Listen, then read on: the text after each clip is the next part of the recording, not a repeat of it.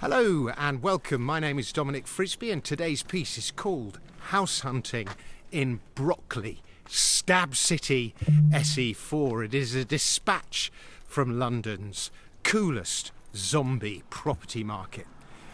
Now, I've been viewing houses this past fortnight, so I thought I'd share my anecdotal 2p on the state of the London property market. I'm looking in Brockley, SE4, and so I thought it'd be appropriate to be walking along one of the nicest streets in the area while I do this vlog. Brockley, if you don't know it, used to be rough as F, but it's now where all the cool kids are. You've got Lewisham just over there, Greenwich just over there, Deptford and New Cross straight ahead, Nunhead and Dulwich are just that way, and then Forest Hill and Honor Oak are back over there. The area's benefited from the various rail line extensions. You can be in Shoreditch or Canary Wharf in 15 minutes. The Jubilee and Elizabeth lines are a similarly short step away, and that has attracted the, as my daughter would put it, sleigh crew to the area. The road links, though, are still horrendous, made worse by 20 miles per hour speed limits and bus lane misallocation of essential road space. The drive to West London is interminable. But Brockley has a good stock of beautiful detached, semi-detached and terraced Victorian houses. There's a nice one just behind me. Look, you can just see there's lovely houses all round. Nice Brockley houses. And with its proximity to Greenwich and the river docks, it was once a very wealthy area, though like most of southeast London, it got bombed to heck during the war. There are plenty of nice parks too. One of them, Hilly Fields, just over there, was modelled on Hampstead Heath, and there are many gorgeous houses in the roads running off, as you can see. Not quite Hampstead gorgeous maybe, but getting there. In fact, you know what, some of them are as good looking as anything in Hampstead. Brockley also has the highest density of cemeteries in London, so if you fancy dying any time soon, it is highly convenient. It is, I gather, also London's most haunted area as a result. Hilly Fields, the park over there that I mentioned, it's got its own stone circle as well. How about that? Brockley is only a bit stabby.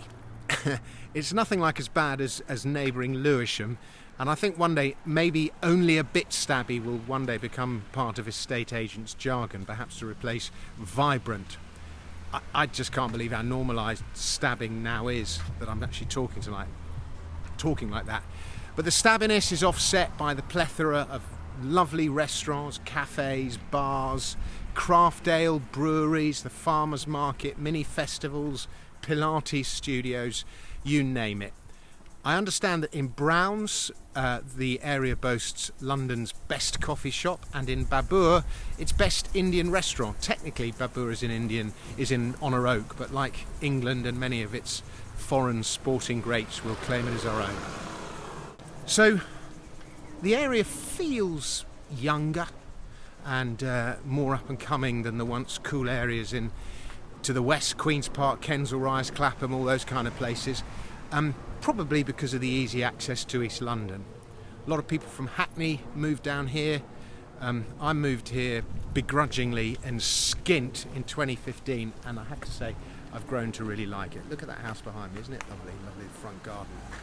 So anyway, what about the housing market? What's going on here? Now, I've known housing markets in which estate agents do not give you the time of day.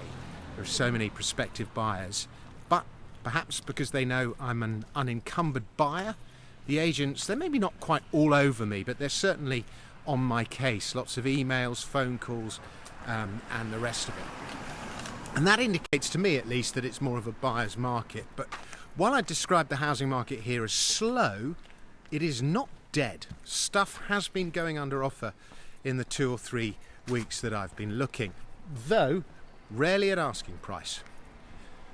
Now, with the costs of moving, stamp duty's 10% above 925 grand and it's 12% above 1.5 million, plus an extra 5% on that if you own another property, buyers have got to really want to buy. And sellers, meanwhile, have got to really want to sell, which often entails reducing their asking prices. And stuff which is unrealistically priced is staying on the market for a long time. I'll give you an example. We'll just take a quick look. Look, there's a lovely house right behind me. I'll walk over so you can see it better. That one I imagine would sell pretty quickly, but the one you're looking at here is a 5,000 square foot property, not very nice inside, but it's got access to a 2-acre private garden behind it with its own tennis court. That is quite something in London, but that's come down from 2.5 million to 1.75 million, and they still can't shift it, although it needs a lot of money spending on it. On the other hand, there don't seem to be many forced sellers, people who can't make their payments. And we're not going to get a house price crash, long awaited or not, until forced sellers become a thing. Now, I imagine Brockley, as a young, trendy area, is busier than other parts of town, but that's my overall feel. Slow, but not dead. I've looked at a few family houses. I'm just looking down here. Look how lovely these houses are. Aren't they nice? You can just see them over my shoulder there. But yes, I've looked at a few family houses. I can't really comment on flats, but I gather there is an oversupply of 2-bed flats across London, and they are hard to shift at the moment. I'm not sure if that applies to Brockley or not. It doesn't feel as expensive as it did 2019 to 2022, and I've looked at realised sales prices. They're a fraction lower than they were then, but there's obviously currency debasement to consider too. But it doesn't feel super cheap. And we are a long way off where we were in, say, 2013. Even though grander parts of London, Kensington and Chelsea, for example, are back at 2013 levels, according to an article I read in the FT the other day. So where does the housing market go from here? It all depends on two things: interest rates and stamp duty. Britain's zombie housing market is brought to you by stamp duty. If rates go lower, the police are here, I don't know what they're doing. Maybe we've had a little bit of a stabby thing. As soon as you see the police, that's what you automatically assume now.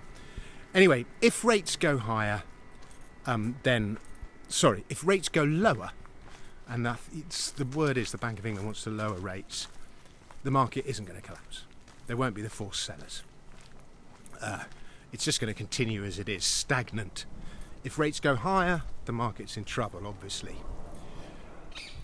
But get rid of stamp duty, and you would have a flurry of activity across the country tomorrow.